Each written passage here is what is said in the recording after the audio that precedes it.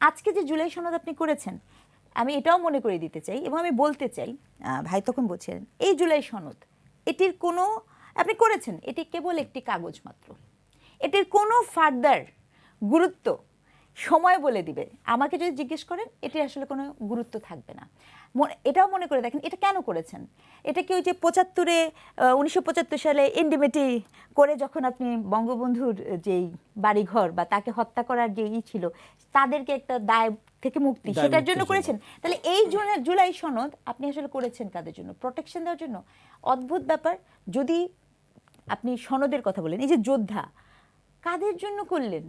সম্ভবত এই যে যারা এনসিপি করে, তারাই তো জুলাইয়ের একদম গুরুত্বপূর্ণ স্টেক হোল্ডার, প্রধান পক্ষ তারা। তো প্রধান পক্ষকে বাদ দিয়ে যখন আপনি সনদ করলেন, সনদটা কেন করলেন?